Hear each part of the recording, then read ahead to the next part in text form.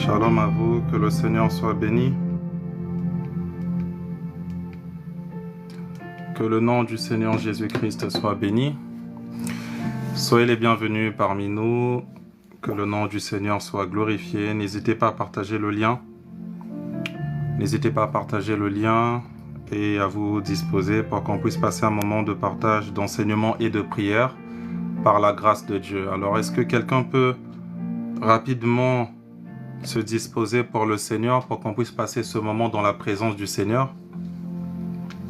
J'aimerais inviter quelqu'un à se disposer pour que le Seigneur se manifeste, à pouvoir élever ta voix là où tu es, à pouvoir élever ta voix et remercier le Seigneur Jésus-Christ pour la grâce de la vie. Nous bénissons le nom de notre Dieu, nous disons que notre Dieu est amour, celui qui a permis que nous puissions être en vie, celui qui permet que vous puissiez suivre cet instant d'enseignement, de prière, de partage. Chers bien-aimés, ce n'est pas ordinaire le réveil, ce n'est pas ordinaire d'être en vie. Tellement de gens ne sont plus sur terre, tellement de gens sont partis, que ça reste une grande joie pour nous d'être vivants. Et c'est pour cela que nous élevons le nom du Seigneur et nous disons à notre Dieu qu'il est bon, nous disons à notre Dieu qu'il est merveilleux, celui qui prend soin de nous. Et nous disons à notre Dieu qu'il est bon, nous disons à notre Dieu qu'il est merveilleux, celui qui prend soin de nous. Pour partager un enseignement qui parle de quoi? Un enseignement qui parle du fait que l'Église est blessée.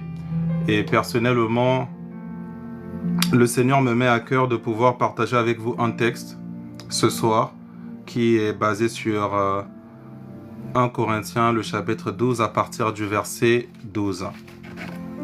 Et nous allons pouvoir lire ce texte ensemble, là où vous êtes. Si vous avez la possibilité d'avoir une Bible à côté de vous, n'hésitez pas à prendre cette Bible. Et nous allons lire ce texte qui est merveilleux et qui nous parle aujourd'hui du fait que l'Église est blessée et de ce que chacun de nous peut faire, de ce que chacun de nous devrait faire. Donc, nous avons nos modératrices qui sont là, la sœur Andrea, la sœur Talina, la sœur Déborah, et nous souhaiterions le long de ce moment, si vous avez des sujets de prière, de pouvoir nous écrire et nous prierons pour vous. Nous prierons pour vous. Shalom, shalom à ceux qui viennent d'arriver. Pour ceux qui ne me connaissent pas, je suis le frère Exaucé, leader de l'église Parole Disciple, basé en Île-de-France.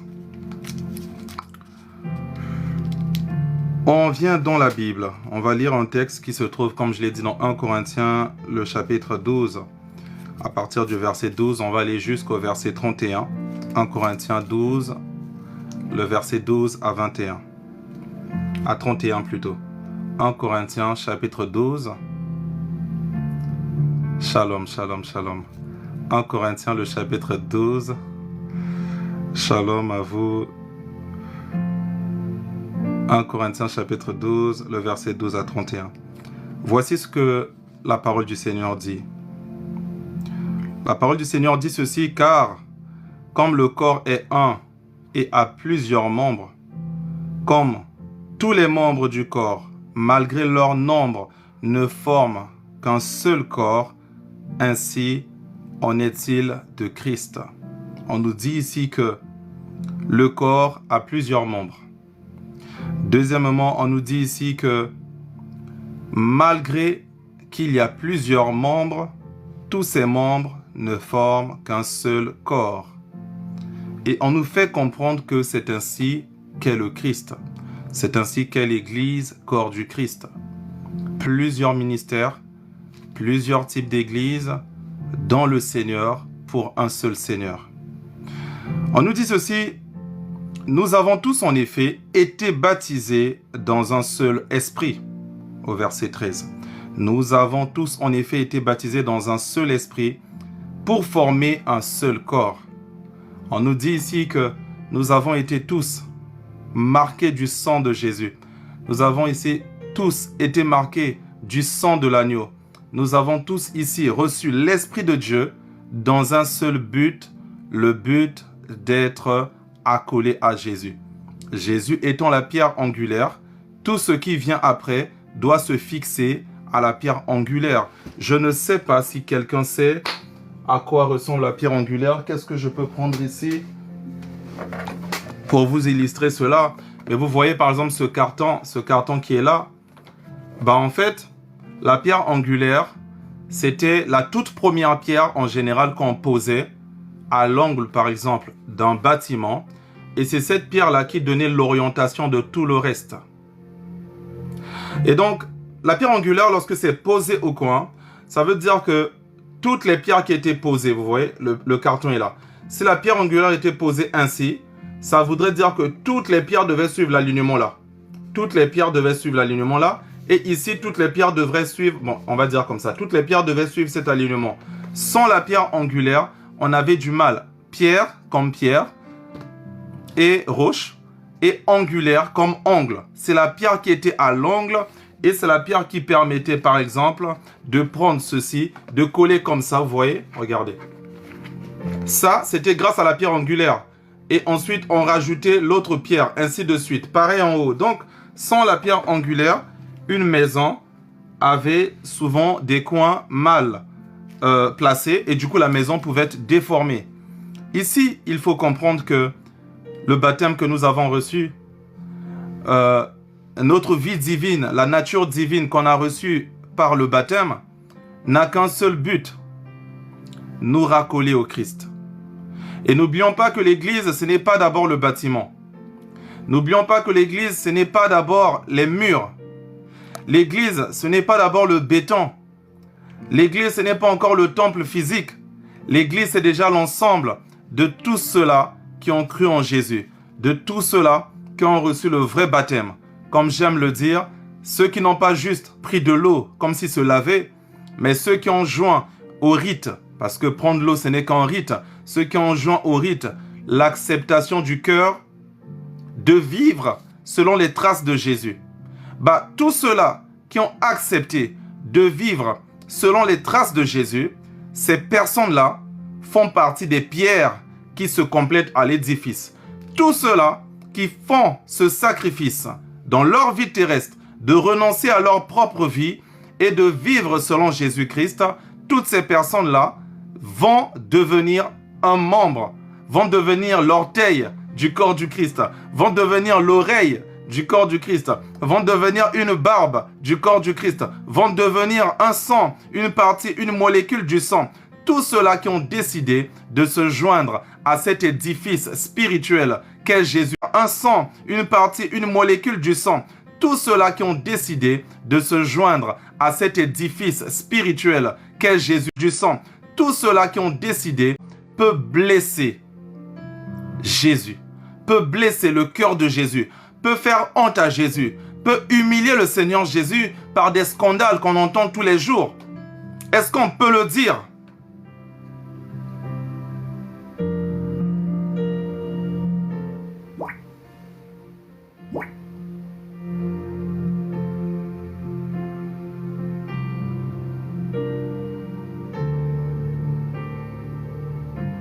Est-ce qu'on peut le dire? C'est-à-dire, il faut éviter qu'il y ait des mélanges contre nature. Nous n'avons jamais vu un homme avec les oreilles d'un porc, d'un cochon, on va dire, parce que le porc, c'est la viande. Nous n'avons jamais vu un homme avec la gueule d'un chien ou d'une bête féroce. D'où vient le fait que dans le corps du Christ, il y a autant de scandales? D'où vient le fait que dans le corps du Christ, il y a autant de blessures? D'où vient le fait que dans le corps du Christ, dans l'Église, qu'il y ait autant de blessures? Il y a plusieurs réponses. Premièrement, il en vient qu'il y a des gens qui ne font pas réellement partie du corps du Christ. Il y a des infiltrés qui sont rentrés depuis la première heure. Il y a des infiltrés qui sont rentrés depuis 20 ans, depuis 30 ans. Et maintenant, ils commencent à faire sortir leur scandale afin que la foi de plusieurs personnes soit impactée. Mais toi, mon frère, toi, ma sœur, ne sois pas impacté par la révélation de leur cœur. Premier type de personnes, ceux-là qui sont des infiltrés. Bonsoir, ma sœur. Bonsoir, mon frère patriote. Premier type de personnes, ce sont ces gens-là qui sont des infiltrés de première heure. Ces gens qui sont venus dans l'église avec toute la sainteté possible. Ces gens qui sont venus à l'église avec le parler en langue excessif. Ces gens qui sont venus à l'église avec tout type de manifestation de comportement de sainteté. Et maintenant, lorsqu'on apprend que ces gens-là ont eu à faire des violences lorsqu'on apprend que ces gens-là ont eu à détourner l'argent, lorsqu'on apprend que ces gens-là ont eu à faire ceci ou cela, la foi de plusieurs est ébranlée. Mais c'est le but du diable. Parce que si le diable utilise quelqu'un qui n'a pas déjà par apparence l'habitude d'attirer les gens se diront, c'est normal. Ah, c'est pour cela quand je le voyais, il avait l'esprit d'un païen. Alors moi, je savais qu'il était faux. Rien que quand je voyais sa coiffe, je savais qu'il était païen. Rien que quand je voyais ses habits, mais je savais qu'il était païen. Vous voyez pas, il buvait la boisson, il prenait la bière, il dansait la musique du monde. Mais le diable ne va pas choisir forcément ce genre de personnes. Le diable est capable de choisir des gens qui sont venus ici critiquer le péché, critiquer des gens qui critiquaient l'habillement des autres, des gens qui critiquaient ainsi de suite. Première catégorie de personnes, ce sont ces gens-là qui n'ont jamais appartenu au corps du Christ, mais qui en réalité appartenaient au diable. Ce sont ces gens-là qui vont pouvoir détruire la foi de chacun ici, parfois. Deuxième catégorie de personnes, j'aimerais ici parler en chrétien, parce qu'il se peut que tu te retrouves dans ce cas. Il se peut que tu te retrouves un jour dans ce cas. L'absence de la repentance. Lorsque tu es tombé dans le péché, lorsque tu as commencé à marcher dans le péché, peu importe la chose qui t'a fait rentrer dans le péché, peu importe la chose qui t'a fait rentrer dans le péché, repens-toi et si possible, cherche ta délivrance. Car au-delà de la confession, certains péchés font rentrer en nous des démons. Au-delà de la confession, certains péchés font de nous plus tard des grandes personnes possédées par des esprits mauvais. Car notre Seigneur va nous dire, dans Jean 8, le verset 34, que quiconque pêche est esclave du péché. Et je l'entends ici expliquer que lorsque nous péchons, nous nous mettons tout simplement sous l'autorité spirituelle des démons ou des esprits qui sont derrière ce péché. Lorsque tu pêches, lorsque tu mens, lorsque tu as trahi des gens, lorsque tu vis dans la division, lorsque tu vis dans la dissolution, tu te mets automatiquement sous l'autorité spirituelle des esprits qui sont derrière ces réalités. Car il faut comprendre une chose simple. Le péché est un mot. Du grec, le péché veut dire rater l'objectif, rater le but. Mais nous sommes ici des êtres avant tout spirituels. C'est-à-dire, nous sommes avant tout des êtres invisibles dont on a injecté dans un corps physique, sur une terre, dans la dimension de la matière, dans la dimension du temps. Ça veut dire que les mots, pour nous, ne sont pas que des mots, mais les mots sont avant tout une matérialisation. Le mot est une couverture, est l'enveloppe d'une réalité spirituelle cachée derrière. Et en général, la réalité spirituelle qui est cachée derrière, c'est quoi? Ce sont des esprits mauvais. Même si nous pouvons être responsables, parce que je vous ai toujours dit ici, le diable ne sera jamais jugé à la place de quelqu'un. Bonne nuit le frère patriote. Le diable ne sera jamais jugé à la place de quelqu'un. Le diable répondra de ses actes, mais chacun de nous aussi répondra plutôt de ses actes. Je vous ai plusieurs fois ici dit, le diable n'est qu'un agent commercial. Le diable ne vient que te montrer la beauté de ce péché. Le diable, il est comme lorsque tu vas dans un centre commercial, tu vois quelqu'un qui s'approche de toi et qui te dit, prends ce produit, c'est bien pour toi, prends ce produit, regarde, c'est magnifique. Mais j'aimerais te dire, c'est toi qui acceptes d'écouter. C'est toi qui accepte de toucher le produit. C'est toi qui prends ta carte bancaire. C'est toi qui fais rentrer ta carte bancaire dans l'automate. C'est toi qui compose le code PIN de ta carte bancaire, le code confidentiel de ta carte bancaire. Ce n'est pas l'agent commercial qui le fait à ta place.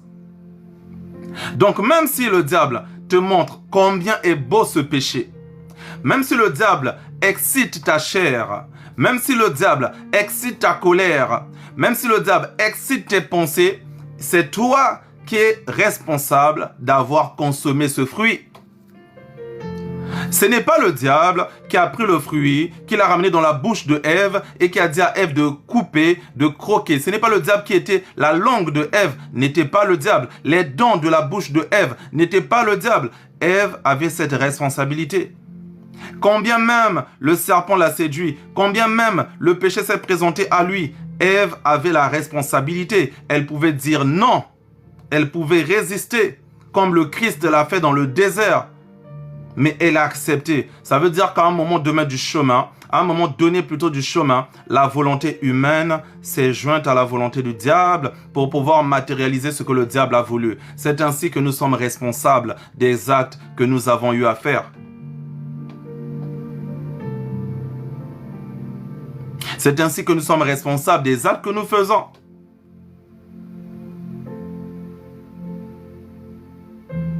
Revenons dans le sujet. Comprenons que nous avons la nécessité de comprendre la nature même du péché.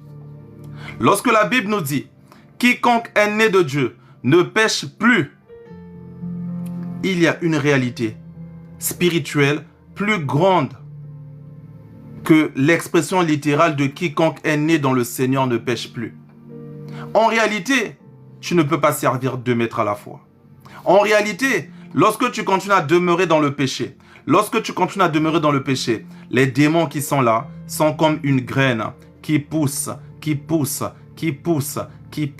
jusqu'au scandale. C'est ainsi que certaines personnes, ayant même le ministère à charge, certaines personnes ayant même des responsabilités à l'église, il y a un moment donné, tu as péché.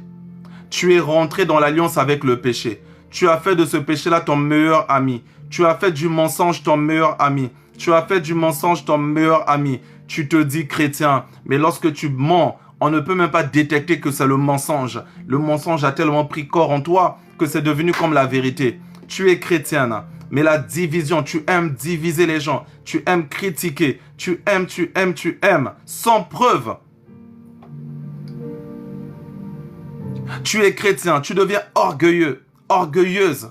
Ça a pris place dans ton corps. Ça veut dire en ce moment-là que tu as renoncé à servir la vérité, que tu as renoncé à servir l'humilité, que tu as renoncé à servir Dieu. Parce que Dieu est la vérité, Dieu est l'amour, comme j'aime le dire. Donc, dès ce moment-là, qu'est-ce qui va se passer? Un chrétien qui a renoncé au Seigneur, ou bien un chrétien qui est tombé dans un péché, péché mortel ou pas, tu t'es juste confessé, sans aller parfois à la délivrance. Ces esprits-là peuvent commencer à naître,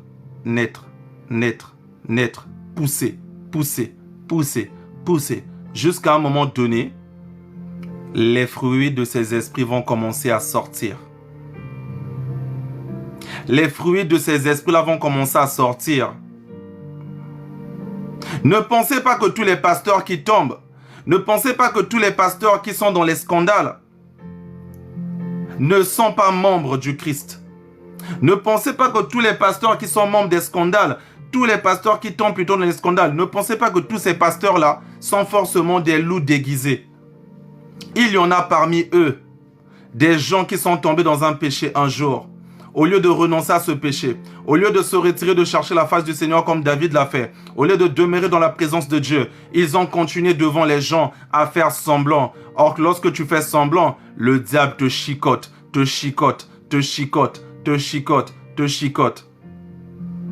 jusqu'à un moment donné, le résultat de ton péché apparaît.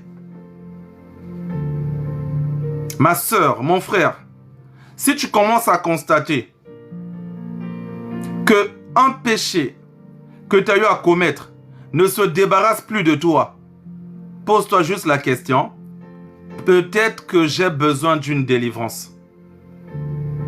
Jean 8, le verset 34. Quiconque pêche est esclave du péché.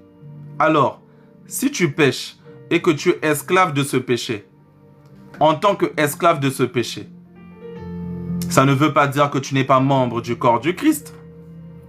Tu as cru parfois en Dieu. Parfois, tu te bats de toutes tes forces. Parfois, c'est juste ce péché-là ton seul défaut.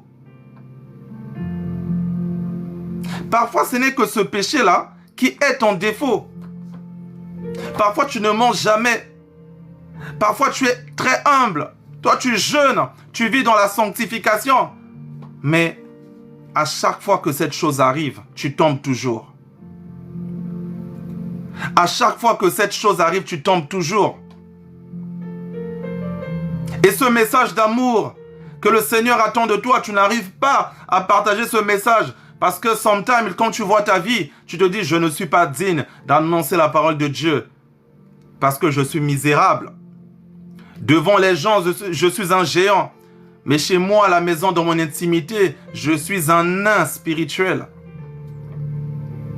Comme on le dirait en lingala, je suis un émoro spirituel. Quelque part, tu es géant devant les gens. On te voit avec la Bible, on te voit prier. Mais chez toi, tu pleures.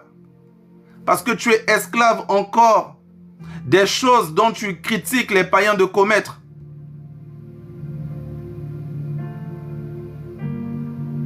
Si à un moment donné, tu remarques que un péché comme ça n'arrive pas à te quitter, pose-toi la question de savoir, est-ce que je n'ai pas besoin d'une délivrance? Pourquoi ce péché ne me quitte pas? Parce que normalement, la confession est censée me libérer. Jésus-Christ va dire à la femme adultère, va et ne pêche plus. Le Seigneur pardonne la femme. Et ensuite dit à la femme, va et ne pêche plus.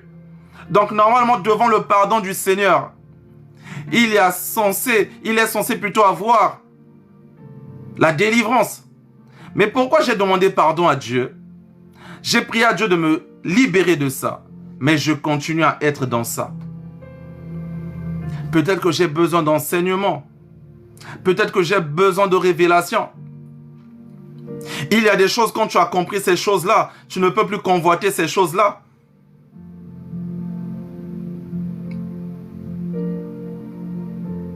Quelqu'un disait, moi j'aime faire les rêves des maris de nuit. Moi j'aime faire les rêves des femmes de nuit. Ah, j'ai déjà entendu des choses comme ça dans les lives des gens qui ne connaissent pas certaines choses. Mais si Dieu t'ouvrait les yeux et que tu voyais que spirituellement ce n'était pas un bel homme, que ce n'était pas une belle femme qui venait à toi, mais que c'était un esprit avec je ne sais pas cette tête, mais que c'était un esprit avec je ne sais pas le corps d'un serpent, mais tu vas jamais désirer faire ce genre de rêve. Peu importe la beauté physique que ça peut prendre dans tes rêves, peu importe je ne sais pas quoi, tes pensées, comment tu peux être, je ne sais pas où.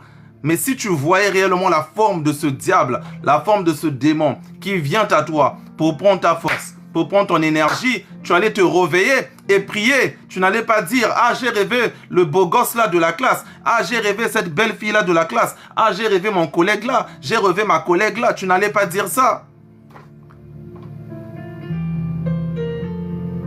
C'est pour cela, je pense, profondément, que tous ceux-là qui pêchent, pêchent par ignorance.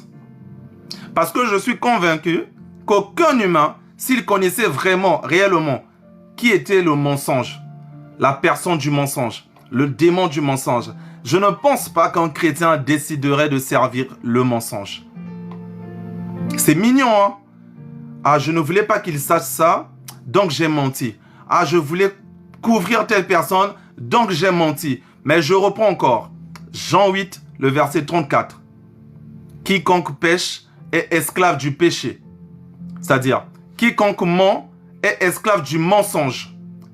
Quiconque ment est esclave du mensonge. Comment on peut être esclave d'un mot? Est-ce qu'on peut être esclave d'un mot? Est-ce qu'on peut être esclave du mot mensonge? Mais quand le Seigneur dit, Quiconque pêche est esclave du péché. Quiconque ment est esclave du mensonge. Quiconque tue est esclave du meurtre. Ça veut dire que le meurtre, le mensonge ne sont pas des mots, mais ce sont des entités. Et ce sont que des entités qui ont la capacité de prendre en captivité quelqu'un. Ce ne sont que des esprits qui ont la capacité de maîtriser quelqu'un. Et j'aimerais te dire ceci. Si réellement tu savais qui se cache derrière le mensonge, peu importe la conséquence à payer, certaines fois tu diras toujours la vérité.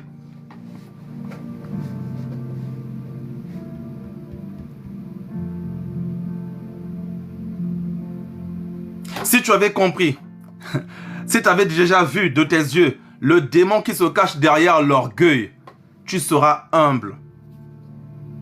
Parce que je vais expliquer ici quelque chose que j'avais reçu une fois. Et je l'ai déjà dit, je crois, aux membres de l'église Parole Disciple.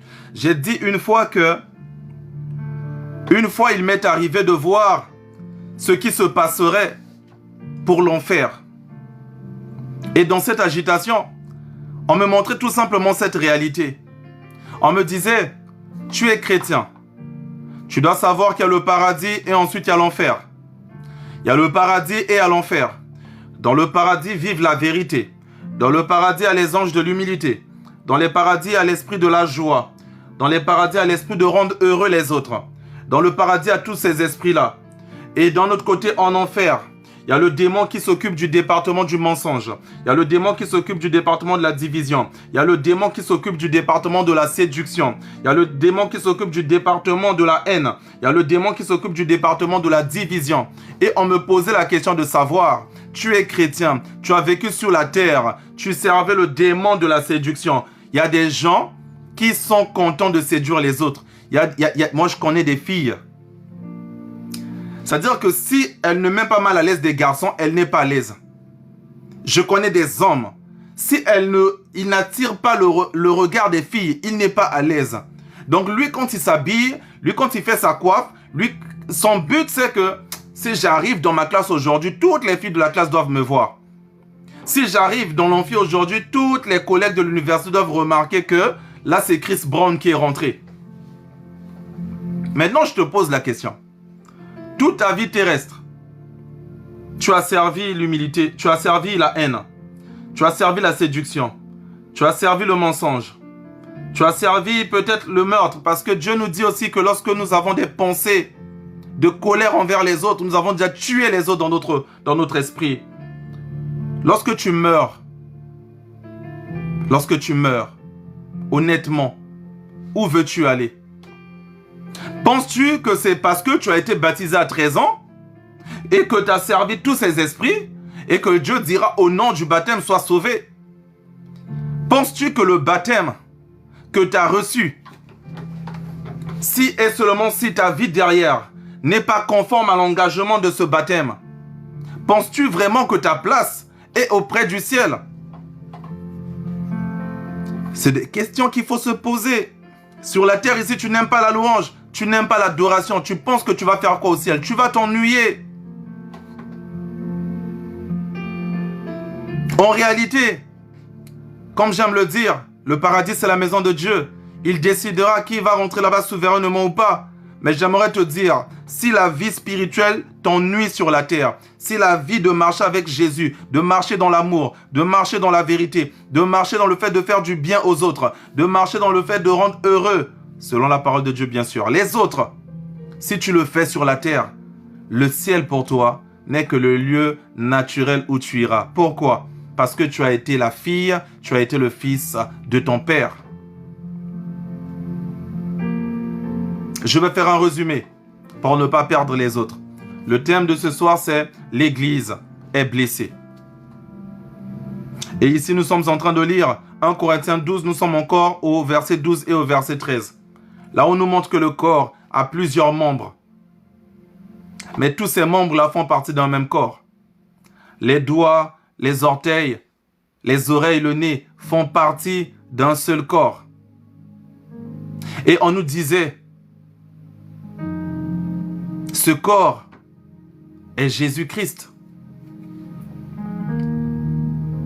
Ensuite, je disais, en ouvrant une parenthèse, que tous les scandales qu'on voit, ça peut nous faire poser la question de savoir, est-ce que nous sommes vraiment le corps du Christ, nous les sauvés, nous les baptisés? Pourquoi autant de scandales? Et je réponds à quelqu'un. Je dis à quelqu'un, parmi ces scandales se trouvent les brebis égarées, se trouvent d'abord plutôt les loups déguisés en brebis. Ceux qui étaient là depuis la première heure de l'église, ils se sont déguisés en apparence de sainteté, en apparence des gens qui priaient toujours en langue, des frères qui étaient toujours là, oh alléluia, gloire à Dieu, tout ça là. Mais dans le fond, c'était des agents du mal. Maintenant que le diable a donné le go, afin que chacun de peu importe son église, puisse montrer les fruits, les chrétiens sont choqués. Parce qu'on se dit, mais comment ce frère-là? Mais pour moi, je me disais, dans notre église, tout le monde peut aller en enfer, sauf lui, le frère-là. Pour moi, je me disais, dans notre église, tout le monde peut aller en enfer, sauf cette sœur-là. Mais comment c'est cette sœur-là qui est responsable d'autant de choses ignobles? Et ce frère, cette sœur se tenait devant la chair. Il a critiqué ces choses-là pendant des années alors que lui-même il faisait son cachette. Je dis, dans ce cas-là, ils n'ont jamais fait partie du corps du Christ. En réalité, c'était des loups déguisés en brebis. Je dis encore une autre chose. Il y a un deuxième cas. Le deuxième cas de ceux qui ont produit des mauvaises choses. Ce ne sont pas forcément des gens qui se sont éloignés de Dieu, mais ce sont des gens qui, à un moment donné, à cause d'un péché, à répétition, à cause d'un péché qui a endommagé leur capacité spirituelle à se tenir droit, un péché qui a défaussé leur conscience, qui a défaussé leur orientation, qui a dévié mentalement ces gens-là, en fait, en répétition, parce qu'ils nous ont manqué d'humilité, parce qu'ils ont manqué de sincérité, parce qu'ils n'ont pas cherché l'aide des autres gens de l'église, parce qu'ils ont refusé, par exemple, la délivrance. Et toutes ces raisons-là, en fait, même serviteurs de Dieu, ils ont continué à venir devant les gens, à prêcher, à faire comme s'ils étaient avec Dieu, alors que depuis longtemps, ils n'étaient pas avec le Seigneur. Ce qui explique, comme le Seigneur n'est plus là, comme la source du bien n'est plus là, comme la source de la sainteté n'est plus là, naturellement ces gens-là vont tomber. Pourquoi? Parce que je vous disais, le péché qui est venu en eux va germer, va grandir, pousser, jusqu'à ce que, même si honnêtement ce n'était pas des sorciers, même si honnêtement ce n'était pas des occultistes, la chair va montrer ses faiblesses. Ils vont tomber et on va prendre maintenant des scandales.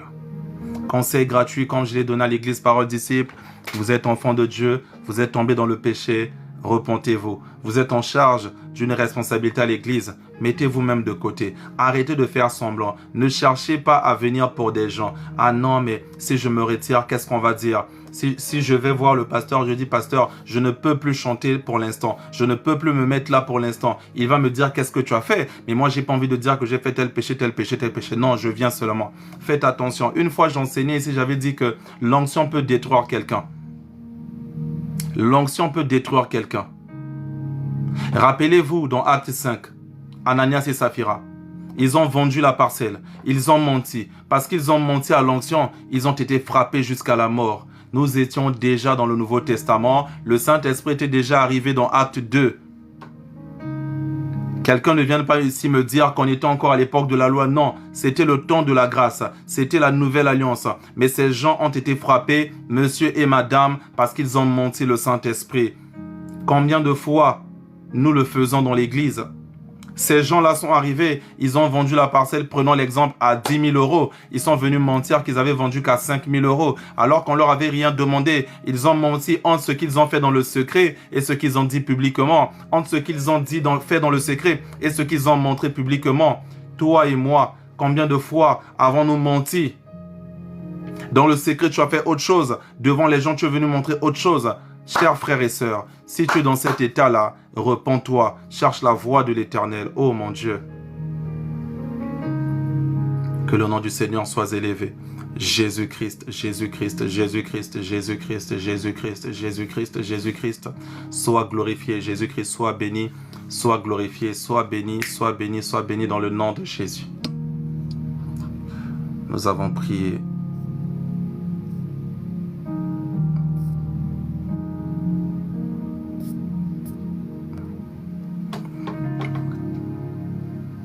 La personne est partie. C'est compliqué en servir le Seigneur. Bref, c'est pas le lieu d'en parler. Il y a une personne qui était connectée ici, qui a des mauvaises pratiques et qui essaie de faire des mauvaises choses. Parmi les gens qui viennent de partir là.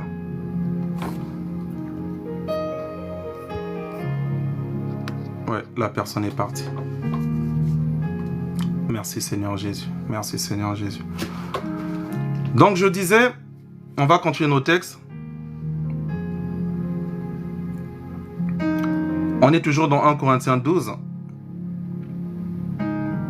On passe au verset 14. Ainsi, le corps n'est pas un seul membre, mais il est formé de plusieurs membres. Oh, il y a une pensée qui me vient. J'aimerais te dire ceci. Ici, on parle de l'Église. Ici, on parle de l'Église corps du Christ. Bonsoir, bonsoir. Mais j'aimerais te dire que dans ton Église aussi, c'est pareil. À l'échelle de ton Église locale, comme l'apôtre Paul nous enseignait, le pasteur est à l'image du Christ. Et nous aussi en tant que fidèles, vous aussi en tant que fidèles, vous avez une place dans le corps du Christ. Puissiez-vous savoir quelle est votre place dans votre église. Ne va pas à l'église juste pour t'asseoir. Tu as un rôle à jouer dans ton église. Si aujourd'hui l'église saigne, c'est parce que non seulement qu'on a peut-être des faux serviteurs de Dieu dans certains cas, non seulement qu'on a des loups qui se sont déguisés, non seulement qu'on a des hommes de Dieu qui avancent, malgré qu'ils n'aient plus en communion avec Dieu, on a aussi des fidèles qui ne savent plus qu'ils ont un rôle à jouer. Écoutez-moi, votre pasteur est peut-être la tête, mais qu'est-ce que la tête peut faire sans les mains? Votre pasteur est peut-être la tête, mais qu'est-ce que la tête peut faire sans le cœur? Votre pasteur est peut-être la tête, mais qu'est-ce que la tête peut faire sans le sang? Votre pasteur est peut-être la tête, qu'est-ce que la tête peut faire sans le système digestif? Votre pasteur est peut-être la tête. Qu'est-ce que la tête peut faire sans les pieds? La tête est limitée. Beaucoup de ministères d'hommes de Dieu sont limités par la qualité aussi des membres qu'ils ont. Aujourd'hui, nous avons des membres qui ne veulent pas grandir spirituellement. Nous avons des membres qui viennent à l'église pendant 10 ans, 15 ans, 20 ans. Ils sont les mêmes. Ils ne veulent pas grandir spirituellement. Vous prenez les enseignements tous les jours, vous recopiez des choses. Recopiez des choses, recopiez des choses. Vous ne lisez jamais les enseignements chez vous. Qui ici a l'habitude de relire dans la semaine les enseignements qu'il a reçus de son pasteur?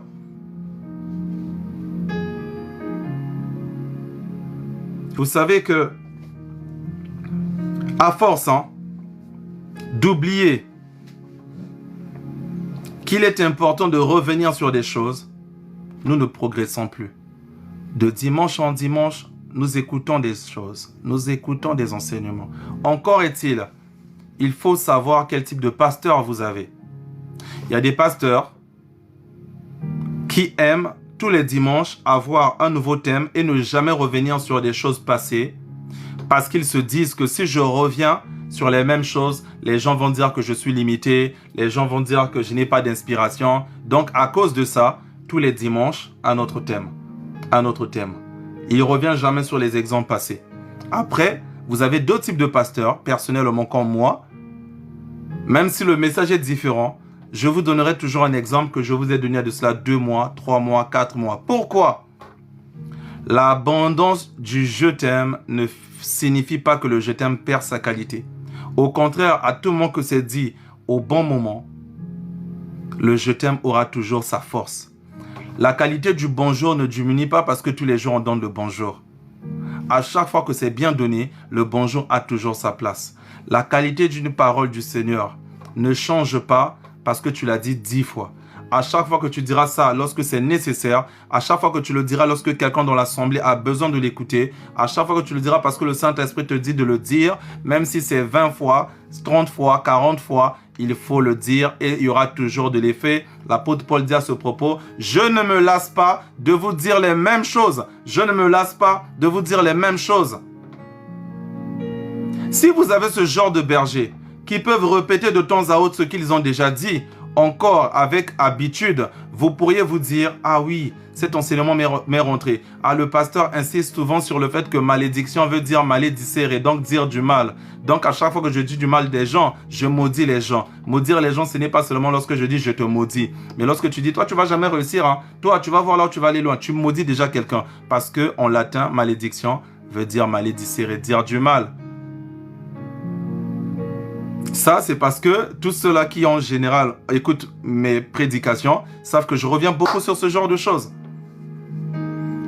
De même que j'aime dire, tu es là, tu passes ton temps à diviser, tu es un fils du diable. Parce que le mot diable, du grec, signifie diabolos, le diviseur.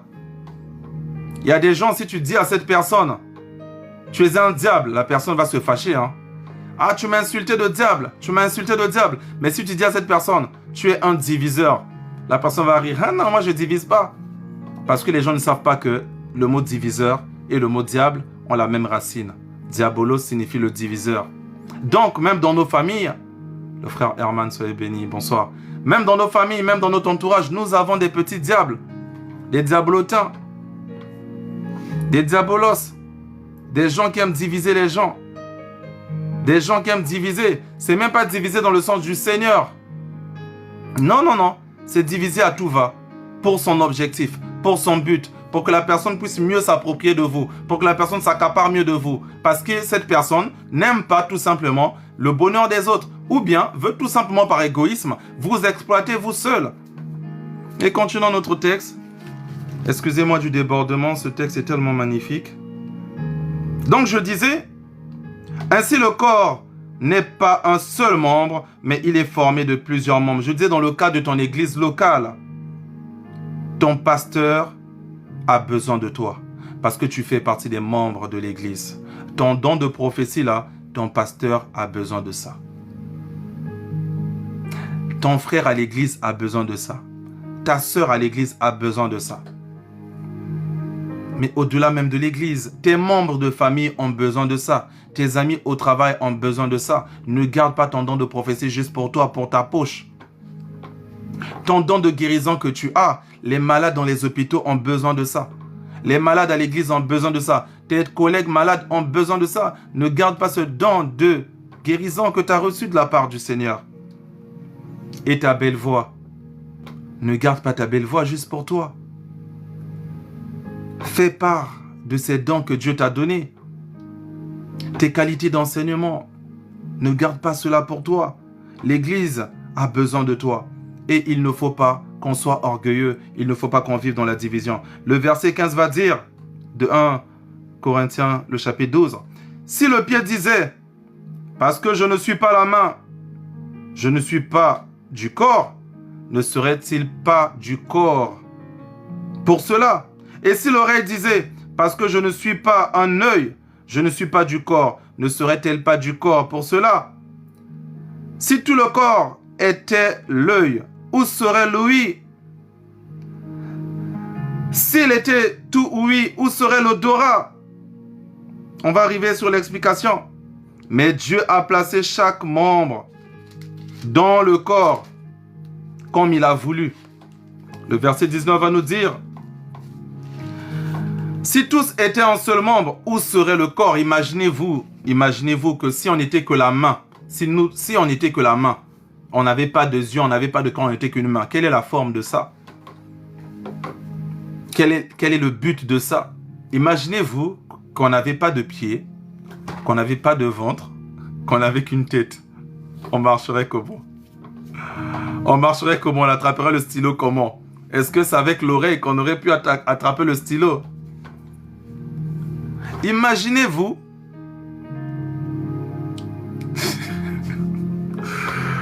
la sœur Andrea qui dit en rampant. Imaginez-vous, comprenez, rentrons dans ce texte. Comprenez que le Christ nous utilise dans le monde. Mais à l'échelle de l'église locale, l'église est blessée parce que chaque membre ne sait plus se tenir à sa place. L'église est blessée parce que nous avons créé dans l'église des indispensables. L'église est blessée parce que nous avons créé même dans l'église des divisions.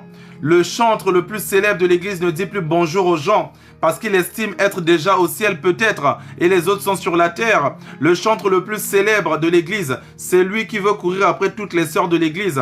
La chantre la plus célèbre de l'église, c'est celle maintenant qui se prend maintenant pour la numéro 2 de l'église après le pasteur. La chantre de l'église, c'est elle qui se prend maintenant pour la superstar. Pour la voir, il faut des rendez-vous. Il faut à la limite signer les autographes dans l'église. Alors que nous sommes des frères et des sœurs. Et je ne pense pas qu'à l'époque de David aurait créé des autographes dans l'église. C'est parce que nous avons créé des indispensables dans l'église que l'église aussi est blessée, mes frères et mes sœurs.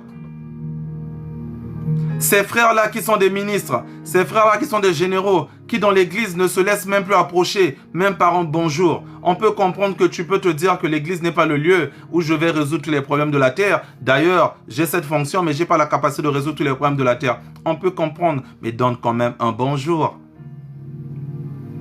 Donne quand même un bonjour. L'église a créé des indispensables. Le pasteur est devenu très difficile à accéder. On entend qu'il y a des églises où si tu veux voir ton pasteur, c'est impossible. Il faut passer par le numéro 15 de l'église ou le numéro 14. Et lui va juger. Si ton problème est un peu comme ça, on te met en contact avec le numéro 11. Après le numéro 5.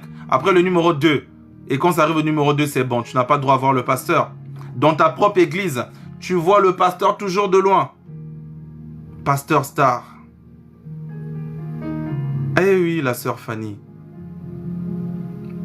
Il y a des églises comme ça. Donc toi, pour voir ton pasteur dans cette église, tu dois attendre 2 mois, 3 mois, 4 mois. Alors même que celui qui a créé les pasteurs, Jésus-Christ, était accessible. Jésus même là, quand les gens venaient et que les disciples voulaient faire barricade, Jésus s'énervait même. Il dit, mais laissez venir les enfants. Pourquoi vous empêchez les enfants de me toucher? Mon frère.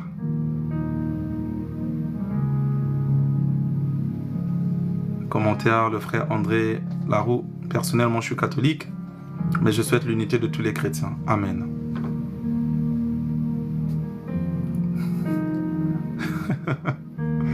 Rebonsoir, le frère patriote. Je disais à quelqu'un, ce n'est pas comme ça qu'on devait fonctionner. Shalom, la sœur Stella. On ne devait pas fonctionner comme ça. Jésus-Christ était accessible. D'où est venu ce système des hommes de Dieu inaccessibles? Tu es dans une église depuis 6 mois, depuis 1 an. Tu n'as jamais donné bonjour au pasteur. Même si l'église en question a 10 000 personnes. Ma sœur, restez jusqu'à la fin, on va prier pour vous. Même si l'église en question a 10 000 personnes. Et toi, tu es content. En fait, tu es juste content parce que l'église a un gros nom et que tu veux t'appartenir à ça. Tu es juste content parce que cette église-là, parfois la louange est bien et tu es content dans ça. Mais en vrai,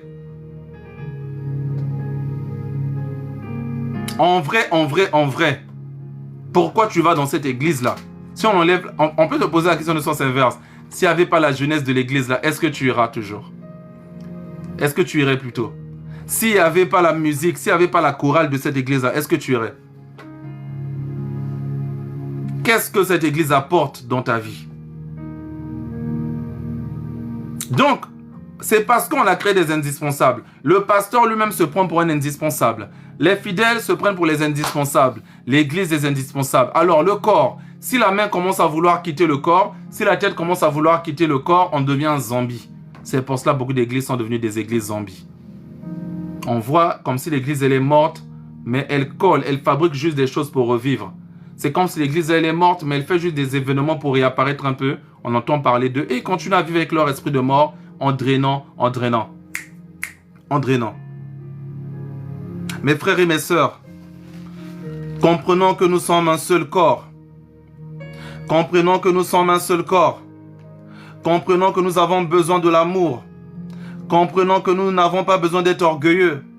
Comprenons que nous sommes un seul corps. Nous ne pouvons pas jouer à l'indispensable. Chacun doit jouer son rôle. Dans ta communauté, joue ton rôle. Dans ta communauté, joue ton rôle. Dans ta communauté, joue ton rôle. Cherche un rôle. Ne sois pas comme ceux qui vont à l'église, qui s'asseyent seulement. Vas-y, même si tu me dis, ah, je ne sais pas si je dois prêcher. Tu n'es pas obligé de prêcher. Tu peux aussi essuyer les bons à l'église. Tu peux essuyer les bons à l'église. Joue un rôle. Joue un rôle. Joue un rôle. Ah, je ne suis pas peut-être fait pour prêcher. Tu n'es pas obligé de prêcher. À l'accueil de ton église, on cherche peut-être des gens. Ah, je ne suis pas fait pour prêcher. Il y a forcément un service dans ton église qui s'occupe peut-être des malades. Yes, joue un rôle à l'église. Parce que l'église est blessée. L'église est blessée. Et en tant que membre, vous ne pouvez pas rester là seulement À vous... Non, non, non. Je vous respecte tellement. Vous ne pouvez pas rester là, juste à critiquer les pasteurs. Tous les jours, vous entendez des scandales et puis vous aussi, vous rajoutez votre venin. Oui, oui, oui. Ah, moi, vraiment, je vais rester à la maison. Non, déjà, rester à la maison, là, c'est le piège du diable. Yes. Merci, la sœur Andrea, pour le résumé. Accueil, le ménage, le service, l'intercession. Il y a beaucoup de rôles. Modérer pendant les lives. Il y a beaucoup de rôles. Juste pour rire. Donc, je disais à quelqu'un, quel est ton rôle à l'église? Aujourd'hui, l'église est en train de saigner. L'église est blessée. Il y a tellement de scandales. Qu'est-ce que toi tu fais? Amen. Amen, la sœur Talina. Qu'est-ce que tu fais? Très important de jouer un rôle. Qui est venu accompagner qui? Pourquoi les autres doivent travailler pour toi? Donne-moi un seul argument qui justifie qu'il y ait des autres qui doivent venir arranger les bancs pour que tu viennes t'asseoir. Donne-moi un seul argument qui justifie le fait qu'il y ait des autres qui doivent venir essuyer les bancs pour que tu viennes t'asseoir. Donne-moi un seul argument qui justifie que tu dois toujours arriver en retard à l'église, mais tu dois aussi toujours partir avant que tout le monde finisse. Donne-moi un seul argument qui justifie que tu arrives quand le culte est déjà fini. Dès que tu sens que le culte commence à partir à la fin, tu te lèves déjà, tu te mets jusqu'à la fin, et puis paf, tu pars. Donne-moi un seul argument qui justifie ça. Qu'est-ce qui justifie le fait que toi, tu dois être privilégié? L'église est blessée, tu dois jouer ton rôle. Dans le pansement de l'église selon les dons que le Saint-Esprit t'a donnés.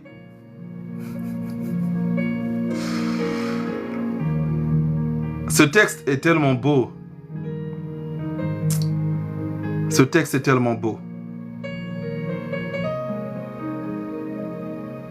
Et tu n'as pas d'excuse.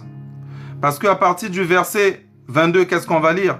On va lire à partir du verset 22 de 1 Corinthiens 12. La Bible nous dit, mais bien plutôt, les membres du corps qui paraissent être les plus faibles sont nécessaires. Les membres du corps qui paraissent les plus faibles, ce sont ces membres-là qui sont nécessaires. J'aimerais te dire ceci. Peut-être que tu penses que tu n'as pas le don de prophétie. Peut-être que tu penses que tu n'as pas le don de prêcher, de prier pour les malades et autres. J'aimerais te dire que c'est là où Dieu t'a appelé, là, que tu vas utiliser le don que les autres n'ont pas. Parfois, tu vas juste jouer le rôle dans l'intercession. Parfois, c'est toi qui seras là pour prier pour ton pasteur. Beaucoup de pasteurs n'ont pas des gens qui prient pour eux. Beaucoup de pasteurs tombent parce qu'ils n'ont pas la couverture spirituelle de leurs églises. Même le Seigneur Jésus-Christ a dit, je m'en vais prier. Demeurez avec moi en prière. C'est le Seigneur Jésus. Lorsqu'il part à Gethsémane, il va aller prier. Il revient, il va même dire à ses disciples, vous n'avez pas pu veiller avec moi 1 heure, 1 heure, 1 heure, 1 heure. Combien de pasteurs n'ont jamais reçu les prières des membres de leur église? Au contraire, les membres viennent toujours chercher les prières. Pasteur, prie pour moi. Pasteur, prie pour moi. Pasteur, prie pour moi. Pasteur, prie pour moi. Mais ce pasteur a parfois des problèmes au travail. Ce pasteur a parfois des problèmes dans son couple. Ce pasteur a parfois des problèmes avec ses enfants. Ce pasteur a parfois des procès avec l'État. Ce pasteur a parfois.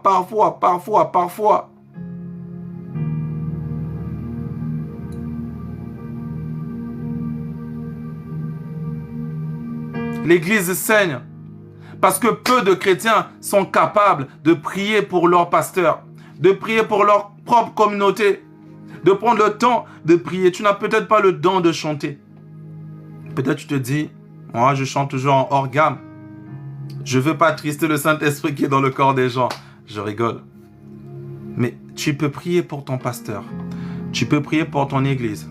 Tu peux prier pour les sans-emploi. Toi, vraiment, dans l'église, tu peux te dire, moi, je suis pour moi spécialiste de prier que pour ceux qui n'ont pas le boulot. Tu peux prier pour ceux qui sont pas trop bien convertis dans l'église. Tu dis, moi, je suis là, juste chez moi, en train de dire, Seigneur, C'est toi qui convaincs du jugement et du péché plutôt. Seigneur, touche tel frère, touche telle sœur. Ramène ce frère, ramène cette sœur plutôt vers toi. Excusez-moi pour la faute.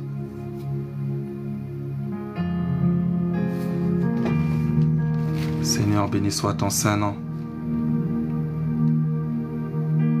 Bien au contraire, le verset 22 là qui est fondamental. Les membres du corps qui paraissent être les plus faibles sont nécessaires. J'aimerais te dire, toi seulement tel que tu es là, tu es l'élu de Dieu dans ton église. Toi seulement tel que tu es là, tu es la personne qu'il fallait à ton église. Tu es le sel qui manquait à ton église. Tu es la personne qui manquait à cette église. Toi seulement là où tu es là, avec les qualités que tu as, avec tes défauts, tu es cette personne-là. Tu penses peut-être ne pas avoir la meilleure voix. Tu penses peut-être ne pas avoir le ministère, je ne sais pas moi, prophétique, apostolique, pastoral, évangélique, je ne sais pas moi, de docteur. Tu penses peut-être ne pas avoir ce ministère. Je te dis juste ceci. La qualité que tu as là, c'est ça qui est nécessaire pour que ton église locale soit en joie. Parfois, lorsque tu es là, il y a la joie qui est là. Ton absence ramène parfois la tristesse dans ta communauté. Tu es parfois cette personne qui a fait tenir un frère, une sœur dans une église. Il y a quelqu'un, même si ce n'est pas une bonne raison pour rester à l'église, même si on ne va pas à l'église à cause des gens, mais j'aimerais te dire que tu le veuilles ou pas, il y a une réalité. Certaines personnes ont fait fuir des gens de l'église à cause de leur mauvais comportement, à cause de leur mauvais langage. Certaines personnes dans les accueils ont traumatisé des gens. Certaines personnes dans les accueils ont refroidi le zèle des gens. Certaines personnes dans les services d'accueil, dans les églises,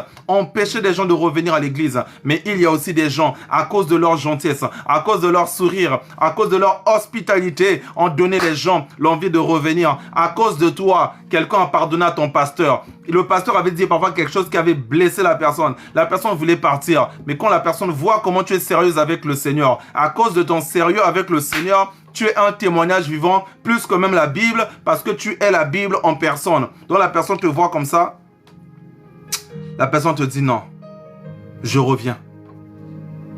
Même si on ne doit pas venir à l'église pour des gens, la réalité montre que certaines fois, le comportement des gens touche plus.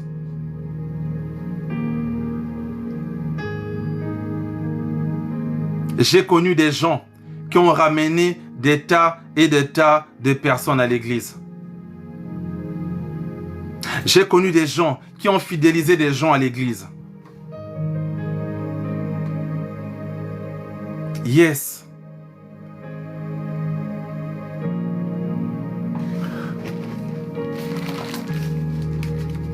Alors, l'église est blessée. Quel est le pansement que toi tu décides d'apporter dans l'église? Quel est cet alcool que tu veux apporter à cette plaie? Quelle est cette bande que tu veux rapporter?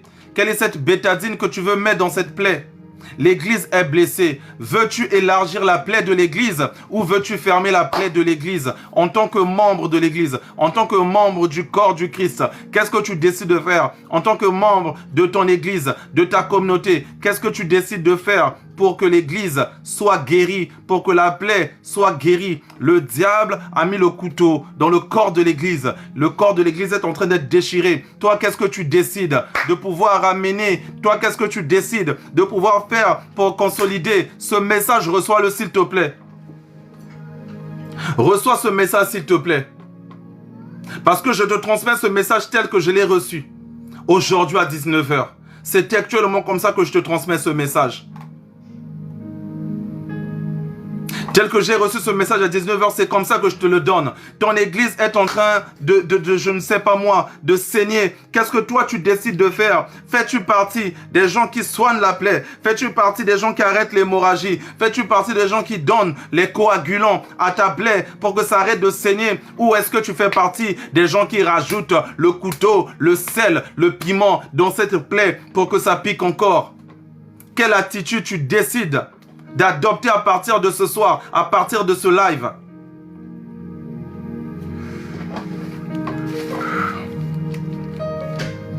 Peu importe ta faiblesse, tu as ta place. Peu importe ta faiblesse, tu es nécessaire à ton église. Peu importe ta faiblesse, tu es nécessaire à l'église Parole Disciple. Peu importe qui tu es, peu importe ton passé, peu importe tes défauts, peu importe combien tu te qualifies incapable, tu es nécessaire à l'église Parole Disciple. Vous êtes nécessaire dans vos communautés, pour ceux qui ne sont pas à l'église Parole Disciple. Vous êtes nécessaire dans vos communautés. Chère église du Seigneur, Le verset 23 dit, et ceux que nous estimons être les moins honorables du corps, nous les entourons d'un grand honneur. Ainsi nos membres les moins décents reçoivent le plus grand honneur. Quelqu'un a compris ce que ça veut dire? Tandis que ceux qui sont décents en ont pas besoin. Dieu a disposé le corps de manière à donner plus d'honneur à ceux qui en manquaient. Le verset 25. Afin qu'il n'y ait pas de division dans le corps, mais que les membres aient également soin les uns les autres. Le verset 26. Et si un membre souffre, tous les autres membres souffrent avec lui. Et si un membre est honoré, tous les autres membres se réjouissent avec lui. Oh, la vérité derrière ce passage est fort. Si un membre, le verset 26, si un membre souffre, tous les membres souffrent avec lui. Si un membre est honoré, tous les autres membres se réjouissent avec lui. Si ton pasteur est calomnié, si ton pasteur tombe, c'est l'honneur de l'église qui est impacté. C'est tout le monde qui a honte. Personne ne veut plus que son nom soit associé à cette église-là. Mais lorsque le pasteur-là est honoré, lorsqu'on dit que ce pasteur, c'est un grand pasteur, allez, tout le monde dit, moi, ça, c'est mon église. This is my father, my father, my father, comme j'aime souvent voir parfois les gens le dire. Mais lorsque ils tombent dans le péché, les gens fuient, les gens se cachent. Ce verset est tellement vrai. Alors nous devons prier. Oh Seigneur mon Dieu, regarde comment les fausses sont dévoilées et que tes enfants sont perturbés par toutes les vérités qu'ils découvrent. Mais regarde aussi comment les vrais sont calomniés, Seigneur. Ton église est blessée. Père, Jésus-Christ, tu nous écoutes ce soir. Viens en aide à ton église. Viens en aide aux églises locales. Viens en aide aux églises corps du Christ. Viens en aide à la foi des chrétiens. À ceux qui sont abattus à cause de tout ce qu'ils viennent d'apprendre sur un prêtre, sur un pasteur. Seigneur, viens Père. Viens Jésus-Christ. Nous ne voulons pas faire partie des gens qui rajoutent le couteau dans la plaie, mais nous voulons faire partie de ceux qui soignent la plaie, de ceux qui enlèvent ce qui n'a pas été bien dans la plaie, de ceux qui aident la plaie à se cicatriser, de ceux qui préservent l'intégrité du corps, de ceux qui prient pour que le corps ne tombe pas, pour que le corps ne se blesse pas. Nous voulons faire partie de ceux qui veulent tenir ton corps que tu nous as laissé. Tu nous as laissé ce corps avec beauté. Tu nous as laissé ce corps avec un témoignage de puissance par les apôtres. Tu nous as laissé ce corps avec un témoignage de courage par les apôtres qui ont laissé même leur vie. Tu nous as laissé ce corps par un Saint-Esprit rempli de puissance. Mais regarde ce que nous avons fait de ton corps, Seigneur. Nous avons besoin de toi, Seigneur. Aide-nous, Seigneur. Aide-nous, Seigneur. Aide-nous, aide-nous, aide-nous. Aide chacun de nous ce soir, Père, à apporter, Seigneur, du sien dans l'amélioration spirituelle de sa communauté, dans l'amélioration spirituelle de son église, même dans l'amélioration physique, Seigneur. Que chacun de nous pense à qu'est-ce que je peux apporter dans mon église pour que mon église aille encore mieux, pour que mon église soit mieux. Oh Seigneur, bénis tous ceux-là qui aident leurs églises à aller de l'avant. Bénis tous ceux-là qui aident leurs églises, Père, à aller de l'avant, Père. À ceux qui manquent d'idées, s'il te plaît, Jésus-Christ, par ton nom, donne les idées, fructifie les pensées, afin que leur contribution à l'Église participe à l'édification de quelqu'un, à rapporter la joie dans le cœur de quelqu'un. Père, je te prie, Dieu Tout-Puissant. Père, je te prie, Père. Une fois de plus, bénis tous ceux-là qui contribuent à faire rayonner la joie, la paix, l'harmonie dans leur communauté, par ton nom puissant, Jésus-Christ.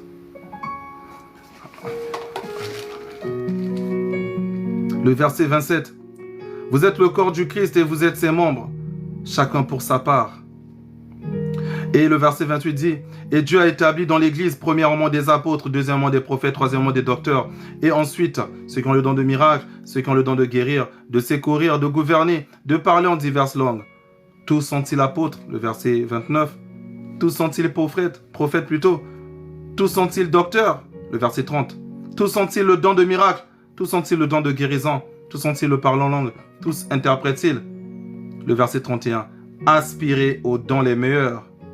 Et je vais encore vous montrer une voie par excellence. On ne va pas continuer la suite, parce que la suite, c'est ce que lorsqu'on a divisé, c'est tombé dans le verset 13, parce qu'il va nous parler de l'amour et tout qu'on sort. Mais revenons dans ce cas-là, vous savez, dans le contexte de 1 Corinthiens 12, l'église de Corinthiens était énormément divisée. Dans le contexte de 1 Corinthiens 12, il y avait trop des... C'est la sœur Talina qui m'a appris ce mot-là. Il y avait trop de TTS. Il y avait trop de personnes trop spirituelles. L'église de Corinthiens, il y avait et des frères non bien convertis et des gens trop spirituels. L'église plutôt de Corinthe. L'église de Corinthe, il y avait la pagaille. L'église de Corinthe, il y avait des femmes qui prêchaient. L'église de Corinthe, il y avait des femmes qui prêchaient, mais dans la pagaille. C'est pour ça que l'apôtre Paul va dire dans ce truc-là que les femmes se taisent. Après, je pense que c'était très contextuel parce qu'il y avait cette pagaille au niveau des femmes qui dirigeaient d'abord. L'église là, toujours de Corinthe, il y avait trop de personnes trop spirituelles, comme je le disais tantôt. Trop de personnes parlaient en langue. Trop de personnes étaient là, Trop de personnes prophétisaient, mais en désordre. Donc, il y avait maintenant la pagaille. Et l'apôtre Paul veut ramener le calme. Si vous lisez bien le livre de Corinthiens, ça peut correspondre à ce qu'on voit beaucoup dans les églises aujourd'hui. Trop de messages. Comme disait un pasteur, je ne connais plus le nom, il dit, le problème c'est qu'aujourd'hui, Dieu il parle trop. Dieu il parle trop, Dieu il parle trop. Tu fais comme ça, Dieu a dit. Tu fais ça, Dieu a dit. Trop de Dieu a dit, Dieu a dit, Dieu a dit, qui semblent parfois être que l'imagination des hommes. Je vous prends l'exemple.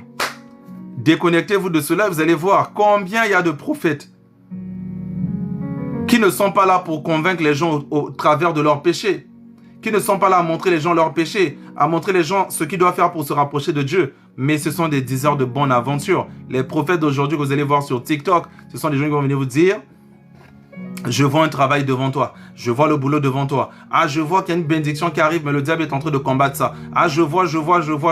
Ah, je prie pour toi. Je relâche tout, la majorité. Peut-être pas tout, mais la majorité. » Très loin des prophètes de la Bible. Je le répète encore et je le redirai toujours parce que c'est la Bible le modèle. La Bible, lorsqu'on lit tous les prophètes de la Bible, Moïse, Élie, Élisée, Habakkuk, je ne sais pas, Michée, tous les prophètes de la Bible avaient au moins quelque chose en commun. C'est qu'ils étaient là pour dénoncer le péché, pour montrer aux gens que là, tu es loin de Dieu. Là, reviens au Seigneur. Là, tu avais fait ça, c'est pas bien, reviens au Seigneur. Aujourd'hui, les prophètes ne sont plus là pour te ramener vers Dieu. Les prophètes sont là pour te vendre les rêves qui sont censés exister dans ta vie, mais que le diable a bloqué. La majorité des prophètes sont là comme ça. À chaque fois que j'entends un prophète parler, c'est toujours... Je vois comme des business se développer, mais je vois, on dirait, la main d'un diable qui a retenu ton business. La majorité des fois. Alors que vous savez qu'un prophète est aussi un enseignant. Un prophète peut être un bon enseignant.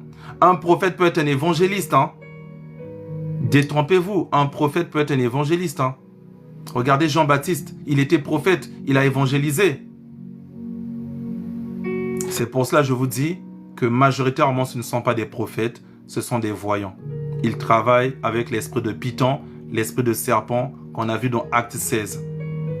Majoritairement, très peu sont animés de l'esprit de Dieu pour amener les gens vers la repentance, pour amener les gens vers la pensée de Dieu. Et vous, méfiez-vous quand vous arrivez comme ça sur les lives, prie pour moi homme de Dieu, prie pour moi prophète. Parce que c'est devenu aussi une habitude. Un chrétien arrive comme ça dans un live. Prie pour moi prophète. J'ai ça. Ça veut dire quoi? Ça veut dire que le désespoir vous pousse à aller même dans les mains des gens qui sont occultes. Tu n'as jamais suivi ces lives avant. Tu ne sais pas quels sont ces messages. Tu n'es jamais parti même sur sa page pour voir est-ce qu'il prêche la parole de Dieu ou pas. Tout d'un coup, tu vois un visage et tu te mets. Et si vous avez suivi la vidéo que j'ai publiée sur ma page, pas sur ma page, plutôt sur la page de l'église Parole Disciple, il y a une vidéo, je disais, une des choses qui font que beaucoup de gens sont facilement envoûtés, c'est que quand vous priez, vous vous abandonnez. Et quand vous vous abandonnez là, vous ouvrez les portes invisibles de votre âme. Et c'est comme ça qu'on possède beaucoup de gens. C'est comme ça qu'on bloque beaucoup de gens. Et je disais dans cette vidéo un conseil simple. N'importe qui peut prier pour vous. Moi, je peux prier pour vous. D'autres personnes peuvent prier pour vous. Mais pendant qu'on prie pour vous, faites ce genre de prière. Seigneur Jésus-Christ, si celui-ci c'est vraiment ton serviteur, alors ce qu'il dit, que ça se réalise. Si ce n'est pas ton serviteur, Seigneur, que ça ne se réalise pas. Ne soyez pas en mode abandon. Amen, ah, je reçois. Non, dans cette attitude-là, vous faites rentrer les esprits mauvais en vous parce que vous ouvrez votre âme. Soyez dans la prière. Seigneur, si ça vient de toi, je reçois. Si ça ne vient pas de toi, je refuse. Soyez comme ça. Parce que c'est la Bible qui le dit. Éprouvez les esprits afin de savoir s'ils viennent de Dieu. Mais malheureusement ici, beaucoup de gens n'ont pas l'habitude d'éprouver les esprits. Beaucoup de gens n'ont pas l'habitude d'éprouver les esprits. Regardez ce passage. Ce passage nous dit en résumé, par rapport à notre problématique d'aujourd'hui, que l'Église est blessée, tu as besoin d'apporter ton pansement. Parce que lorsque la tête a mal, le corps n'est pas à l'aise. Lorsque un pasteur est exposé, ses fidèles ne sont pas à l'aise. Lorsque des fidèles sont perdus, je ne sais pas comment ça se passe pour les autres pasteurs. Mais moi, personnellement, avec le ministère que Dieu m'a donné, j'ai mal quand je vois une brebis de mon église être loin du Seigneur. J'ai mal quand je vois une brebis de mon église être loin du Seigneur. J'ai mal, je le répète pour la 3e fois, lorsque je vois une brebis que le Seigneur m'a donnée être loin du Seigneur. Je ne sais pas comment ça se passe pour les autres pasteurs. Je ne sais pas comment ça se passe dans les autres églises.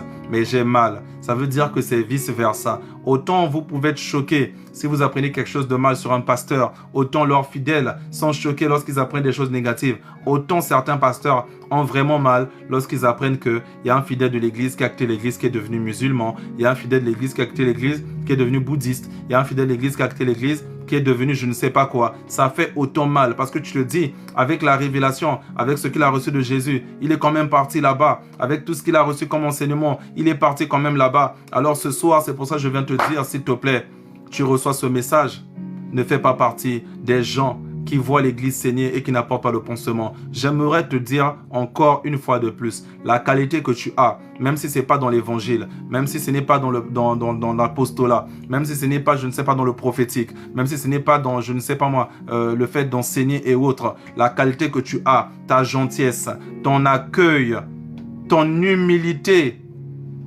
la paix que tu apportes, ton sens de l'humour, ta qualité que tu as, la bonne ambiance, le fait que tu es quelqu'un qui apaise, tu es quelqu'un qui désamorce les conflits, le fait que tu es quelqu'un qui va dire non, tu ne connais pas un tel, tu es en train de mal parler pour rien. Moi, je suis souvent avec elle, elle est comme ça, elle est comme ça, elle est comme ça. Lui, il est souvent comme ça, comme ça, comme ça. Le fait que tu juges ce rôle-là est nécessaire pour garder la paix dans cette église, est nécessaire pour garder la paix dans cette église. Ta qualité est ce que ta communauté a besoin. Alors, le diable pourra venir te détruire, le diable pourra venir semer le doute, mais dis-toi, c'est le but du diable. C'est le but du diable de te détruire. C'est ce que la Bible nous apprend dans Jean 10, le verset 10. Oui, dans Jean 10, le verset 10. Donc c'est normal que le diable passe par tes pensées, que le diable passe par les scandales qui secouent l'église. C'est le but du diable de t'égorger spirituellement. C'est le but du diable de te voler spirituellement. C'est le but du diable de te tuer, de te détruire, de te piétiner. Il passera par tous les moyens en touchant des hommes de Dieu véritables. Il passera par tous les moyens en te poussant à critiquer ta propre église. Pas dans le sens de construire, juste dans le sens de jeter un venin comme un serpent. C'est ce que le diable voudra. Mais toi, s'il te plaît, ne fais pas partie de ce jeu. Prie pour l'église. À mesure que tu entends les scandales, prie pour ton église. Déjà même ton église locale là où tu es. Prie pour ton église. Nous devons agir différemment. Et j'aimerais juste qu'on puisse demander pardon à Dieu. Peut-être que toi aussi, tu fais partie des gens qui ont exposé l'Église. Peut-être que toi aussi, tu fais partie des gens qui ont critiqué sans savoir. La Bible dit, ne jugez pas afin que vous ne soyez pas jugés. Et nous ne pouvons pas en fait voir la paille qui est dans l'autre sans voir la poutre qui est chez nous-mêmes. Seigneur, je viens te demander pardon pour toutes les fois, Seigneur, que j'ai élevé ma voix faussement, Père. Pour toutes les fois que j'ai porté un jugement, Père. Oh Père, en qualité de pasteur, je m'incline devant toi. Père, aussi pour mes frères et sœurs, ceux qui s'inclinent devant toi aussi, Seigneur. Pour toutes les fois qu'ils ont saigné ton Église, Seigneur. Oh Père, nous te laissons faire ton œuvre. Peut-être que tu veux exposer des gens. Peut-être que tu veux exposer des faux ministères. Nous te laissons faire ton œuvre. Mais nous, Seigneur, nous voulons faire ce pour quoi tu nous as appelés. Gagner les âmes pour toi, ramener les âmes à toi, aider les âmes à te ressembler. Apporter le pansement dans les plaies. Jouer notre rôle dans notre Église. Aide-nous, Seigneur, à ne plus recommencer. Aide-nous, Seigneur, à tenir dans la vérité. Aide-nous, Seigneur, à savoir bien parler, inspiré par toi. Aide-nous, Seigneur, à ne pas dénoncer les vrais. Aide-nous, Seigneur Dieu, à pouvoir défendre les vrais, ceux-là qui sont calomniés inutilement, ceux qui sont calomniés alors qu'ils sont innocents. Aide-nous, Seigneur, à savoir, par ton Esprit Saint, tu peux nous parler, tu peux nous donner la conviction de leur innocence, Seigneur. Aide-nous d'être de ceux qui détruisent les vrais, mais qu'on puisse être les avocats de ceux qui sont vrais. Et Seigneur, lorsque tu nous utilises dans le cadre de ta justice, pour ceux qui sont faux, Seigneur, aide-nous à voir aussi le discernement, à savoir où aller, où s'arrêter, car ta parole nous enseigne dans Jude 9 que même l'archange Michel, lorsqu'il se battait avec le diable en ce qui concerne le corps de Moïse, il n'a pas osé porter un langage injurieux. Alors si même l'archange n'a pas insulté le diable, qui sommes-nous pour insulter? Aide-nous, Seigneur, à rester dans la légalité de ce que tu définis pour nous, à rester dans la parcelle et à ne pas dépasser le jugement, Seigneur. Je t'en supplie, Père. Peut-être que chacun ici, Seigneur, peut-être que ce frère, cette sœur qui suit, Seigneur, cet enseignement, a peut-être critiqué un vrai homme de Dieu, a peut-être relayé une fausse information sur une servante de Dieu, un serviteur de Dieu. Père, je te demande d'éclairer sa conscience afin qu'il voie ce jour-là, cette personne-là, et qu'il se confesse de cela, Seigneur. Je t'en supplie, Père. Et aide-nous, Seigneur, à témoigner que l'Église est importante, à témoigner que l'Église a sauvé des gens de la dépression, du meurtre, du péché, que l'Église a transformé des vies, que l'Église n'est pas que là, source de scandale, mais l'Église a aussi été source de paix. Aide-nous, Seigneur, à célébrer que c'est par tes valeurs bibliques qu'un continent comme l'Europe a pris naissance. C'est par des valeurs bibliques que des États ont été bâtis, quoi qu'on dise concernant les sociétés secrètes. C'est toi, Seigneur, c'est ta parole qui est au fondement de tout, Seigneur. Aide-nous à comprendre que même la Déclaration universelle des droits de l'homme, c'est basé sur ta parole, Seigneur. Beaucoup de points rejoignent ta parole. Aide-nous à comprendre, Seigneur Dieu, que l'Église a apporté la solution à plusieurs personnes qui étaient tristes. Que l'Église a délivré des captifs, l'Église a délivré des gens qui étaient possédés. L'Église a apporté de bienfaits dans certaines familles. L'Église a fait aussi des bonnes choses, qu'il n'y a pas que des mauvaises choses. Que l'Église a ouvert des écoles, l'Église a ouvert des hôpitaux, l'Église a ouvert des orphelinats. L'Église a fait aussi des bonnes choses, il n'y a pas que des mauvaises choses. Aide-nous, Seigneur, à rendre plus grand ton Église. Peu importe ce que les faux font, aide-nous, Seigneur, à aller de l'avant, à faire au-delà de ce que les faux ont fait. Si les faux ont fait 10, Seigneur, aide-nous à faire 100. Si les faux ont fait 1000, aide-nous à faire 1 million, Seigneur. Afin que ta gloire, comme une lumière, surpasse les ténèbres, mon Dieu. Si les faux ont trompé, Seigneur, aide-nous, Seigneur, à apporter la bonne vérité. Si les pauvres, fausses personnes ont menti des miracles, aide-nous, Seigneur, à manifester ces miracles authentiques, afin qu'on sache que le vrai aussi existe, mon Dieu. Aide-nous à élever le nom de ce que tu as laissé, de ton œuvre, Seigneur. Pour chaque personne ici, Seigneur, qui croit en toi, qu'il témoigne dans sa vie, Seigneur, de tes dons, Seigneur. Car c'est ce que tu nous accordes lorsqu'on a cru en toi. Selon Marc 16, le verset 17. Oui, Seigneur, que ton nom soit glorifié. Que ton nom soit glorifié en ce moment. Merci, Père, pour toute personne qui a écouté ce moment d'enseignement. Merci, Père, pour toute personne qui est restée suivre cet enseignement. Bénis son âme, bénis son esprit, bénis son corps. Bénis sa maison, bénis sa famille, bénis sa vie, Seigneur. Spirituellement et physiquement, par ton nom puissant, Jésus. Amen. S'il y a quelqu'un qui a un sujet de prière, vous pourriez mettre votre sujet de prière et on va prier pour vous. Béni soit ton nom, Seigneur. On va prendre rapidement les prières et on va aller vers la fin.